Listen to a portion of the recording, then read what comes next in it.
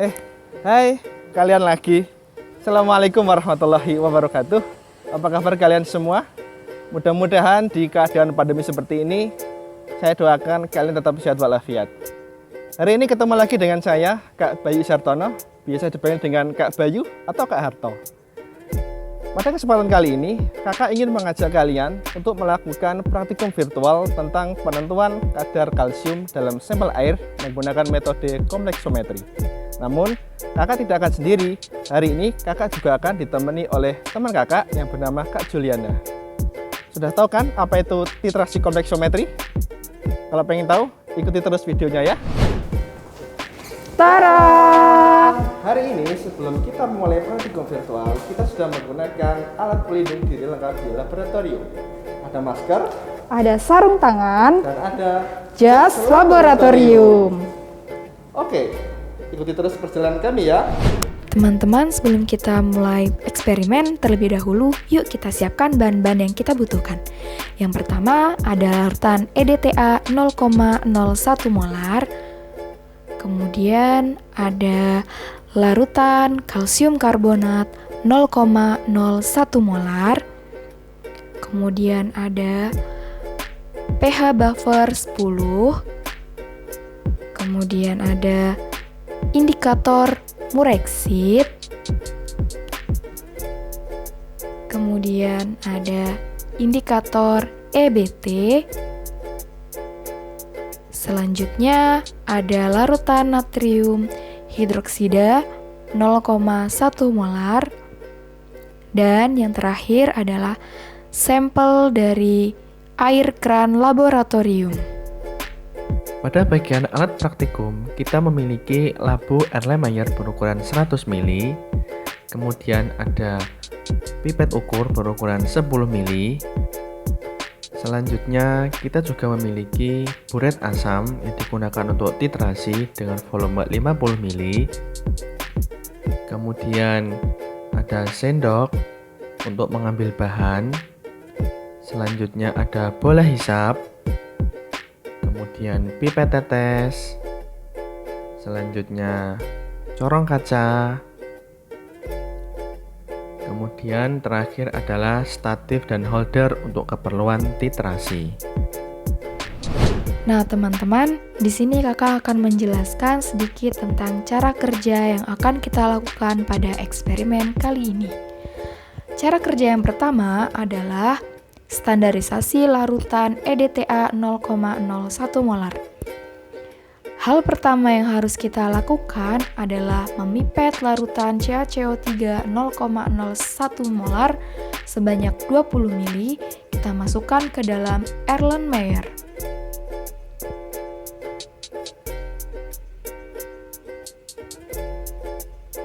Kemudian cara yang kedua yaitu memasukkan indikator EBT sebanyak sepucuk sendok, kemudian dimasukkan ke dalam Erlenmeyer.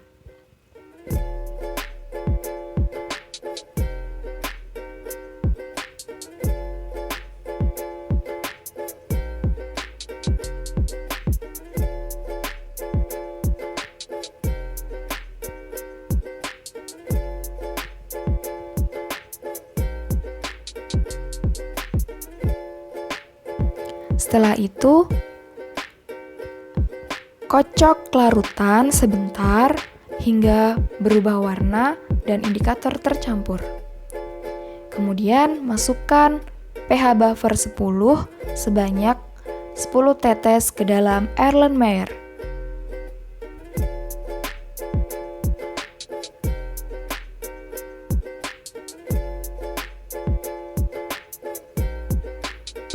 Kemudian kocok hingga berubah warna.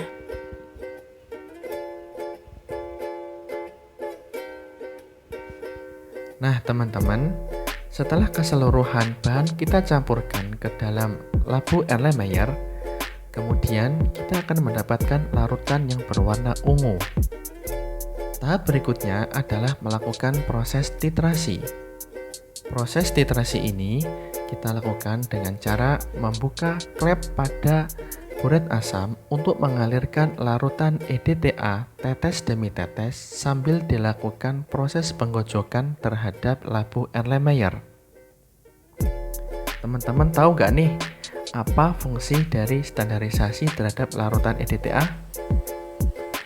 Coba nanti dianalisis dan dituliskan di laporan praktikum kalian ya.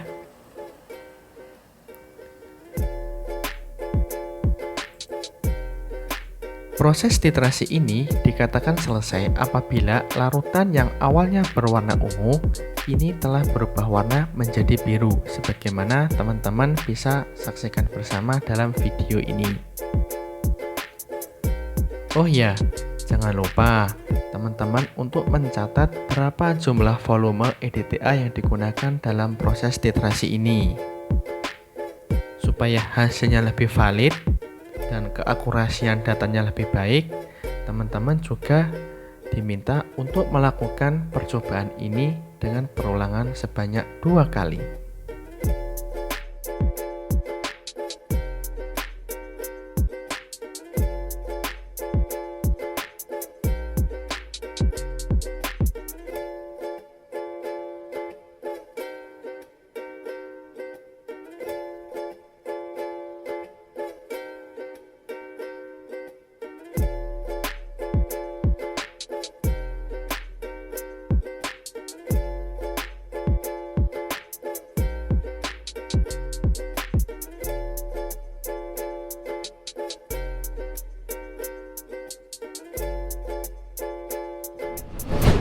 Prosedur kedua yang akan kita lakukan yaitu penentuan kadar CaCO3 dalam air bersih. Hal pertama yang harus kita lakukan adalah menyiapkan sampel air bersih, kemudian memipet sebanyak 20 ml sampel air bersih dan dimasukkan ke dalam Erlenmeyer.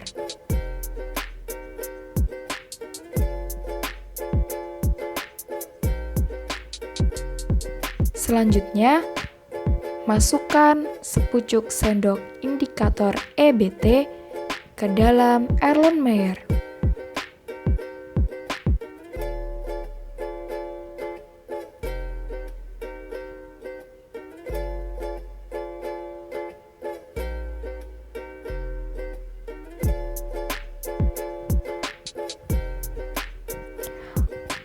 Kocok Erlenmeyer hingga terjadi perubahan warna. Tambahkan 10 ml pH buffer sebanyak 10 tetes.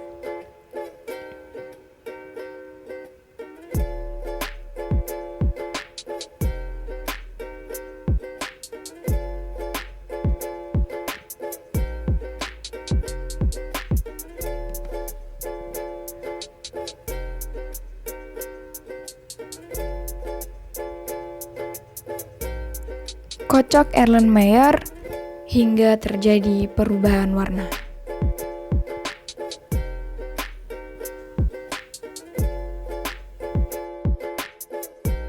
Nah teman-teman, untuk titrasi tahap kedua juga dilakukan dengan cara yang sama.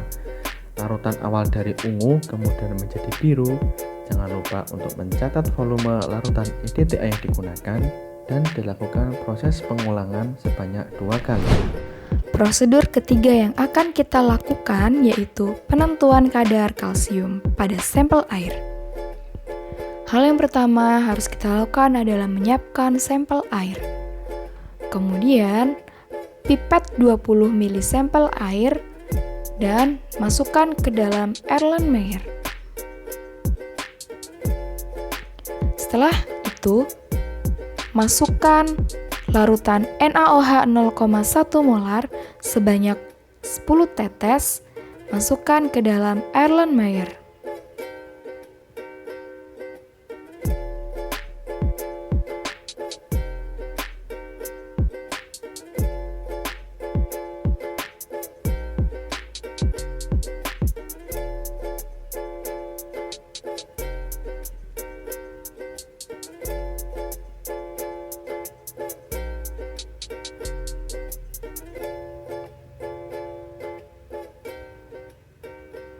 Selanjutnya, tambahkan indikator Mureksit sebanyak sepucuk sendok. Kemudian masukkan ke dalam Erlenmeyer.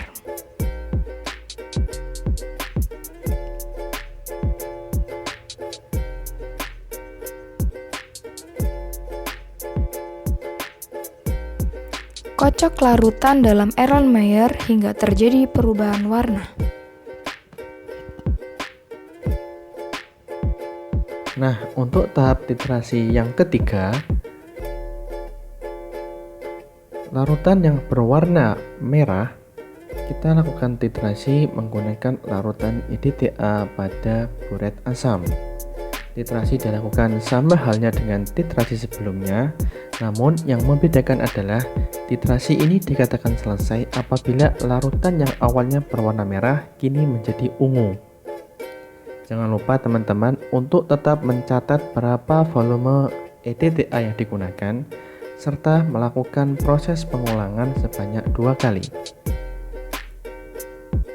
Setelah Erlenmeyer digojok, larutan berubah warna menjadi warna ungu seperti standarisasi larutan EDTA.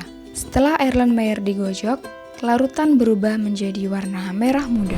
Nah teman-teman, sekarang kita lihat bersama terdapat 3 buah labu Erlenmeyer hasil proses titrasi yang telah kita lakukan tadi. Erlenmeyer nomor 1 atau bagian kiri merupakan Erlenmeyer dari proses standarisasi larutan EDTA.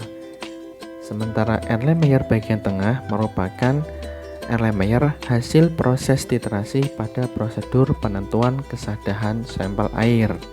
Dan yang ketiga atau bagian kanan merupakan Erlenmeyer hasil prosedur dari penentuan kadar kalsium menggunakan indikator Mureksit. Terdapat perbedaan warna yang jelas bukan? Nah teman-teman, dari praktikum virtual yang sudah kita lakukan, secara garis besar kita bisa menentukan standarisasi larutan EDTA, kemudian kita bisa menentukan kesadahan air dalam sampel, kemudian yang terakhir kita bisa menentukan kandungan ion kalsium dan magnesium dalam sampel. Nah, semoga praktikum yang sudah kita lakukan tadi bermanfaat ya teman-teman, dan sampai jumpa di video praktikum lainnya. Wassalamualaikum warahmatullahi wabarakatuh.